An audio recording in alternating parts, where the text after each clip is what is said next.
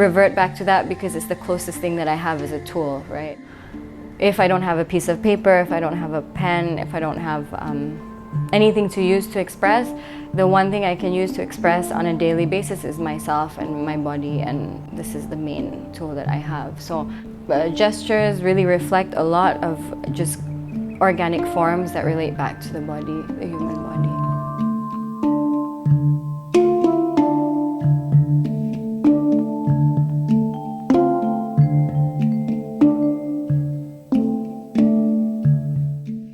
Hello, my name is Naomi Samara. Firstly, thank you so much for being in this space with me. Although we're not in the same physical space, I really appreciate you tuning in and being present with me for this workshop. Firstly, I'd like to set our intention for today's class. So, just to clarify, the emphasis of this workshop is essentially to focus on process. And particularly the way I work, which involves storytelling and narratives as the focal point of starting the creative flow.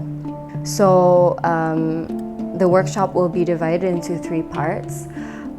The first part will involve a story, which will be something that you either find interesting or something from your journal, something that you've read once before, poetry even perhaps. So you will need initially a story. It does not have to be long. It can also just be a very short recollection of a moment that you find interesting or endearing, or a dream that you've written down once before in your journal. Practically anything that you feel a sense of attraction to. Secondly, you'll be needing a blank piece of paper, scissors, glue, and also scrap paper. So these are the things that you will need initially. So firstly, before we start, I'd like to tell you a little bit more about myself as an artist and how I started to develop this, I guess, highly intuitive technique for tapping into my, I guess, instinctive, more organic way of moving through the creative process that involves less my brain but more my internal impulses, and being able to tap into that.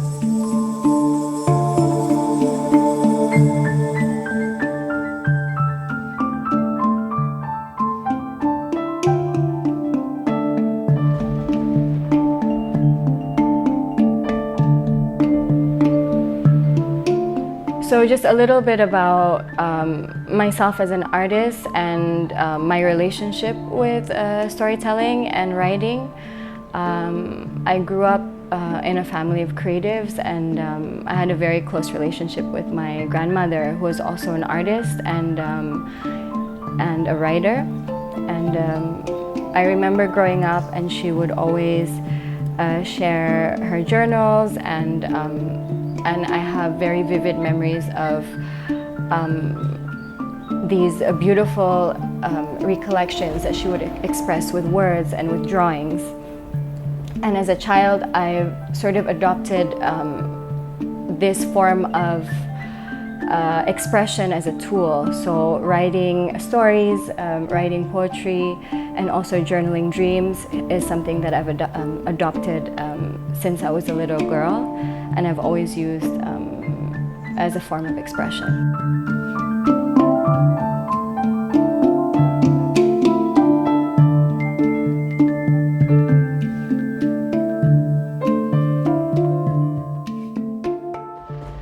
So I feel like starting within a soft space.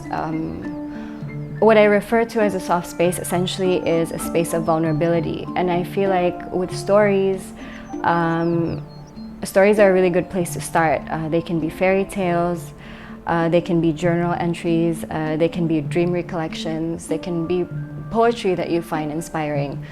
But essentially something that you find draws you in, something that you find moves you, and you don't have to quite understand why it moves you, but you have to have some sort of attraction to the material that we're starting with.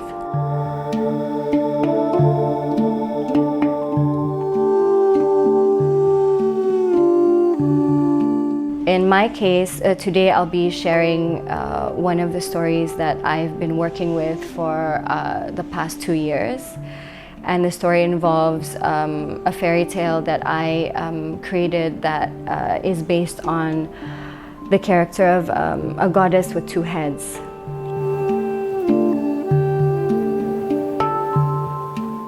So this is the story that I will be working with today, and it would be great for you guys to, I guess, find reference of something that you either make yourself or that you find very close to the heart.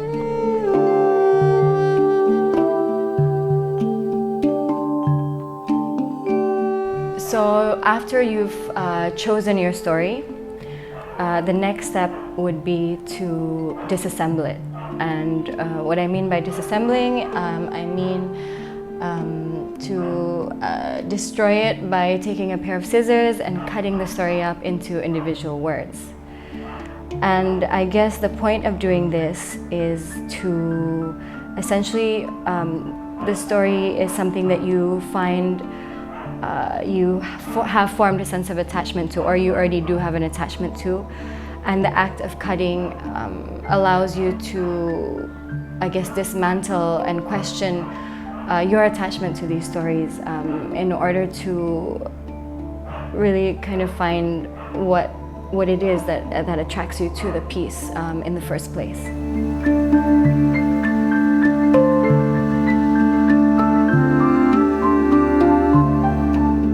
So once you've cut up the stories into individual words, I want you to sit with the cut up words for a little while, maybe shake it around on your table.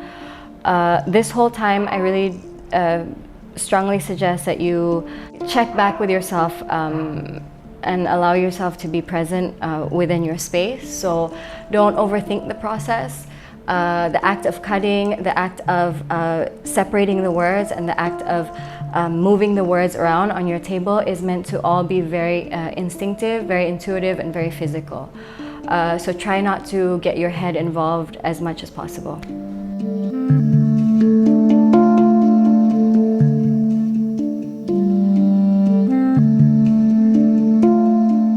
So once you've spent some time with the words in front of you, this is when we start to reassemble.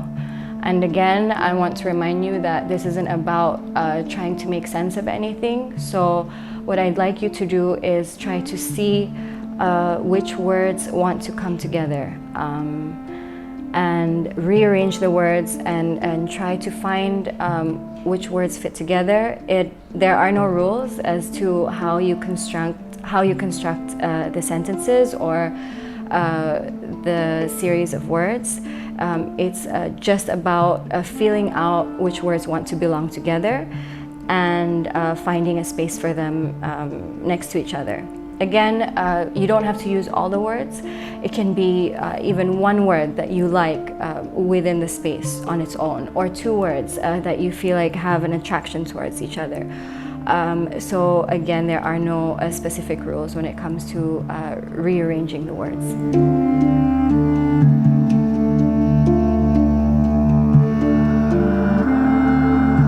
So once the words have found each other and you've settled on a specific composition, I want you to get a blank sheet of paper and glue the specific word formation on the blank sheet of paper.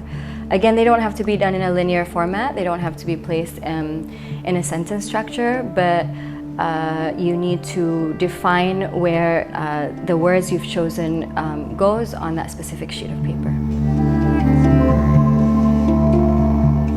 So after you've sat with your words, your collection of words for a little while, I want you to grab 4 or 5 sheets of paper. Can be whatever size you usually work with or whatever size you feel comfortable with, and lay out basic materials for drawing, for sketching. So again, don't overthink it. It is about reacting to the words. So a word can be a particular color, it can be a particular texture, it can be a particular line or shape. But every time you overthink, I want you to rewind or put the piece of paper away and start on a new piece. So again, it is about the process of opening up and allowing yourself that room for vulnerability and creating without judgment. So I guess the whole purpose of working in this manner or this process for me is it really allows me to break any preconceived expectations or any preconceived notions of what I'm attached to creatively and also in other aspects of my life. I think working with something that you find very close to your heart, something that you've even created yourself, and destroying it in order to open up space to reassemble and create really gives me room to question myself and my creative impulses and understand the whole purpose to create in the beginning, to begin with.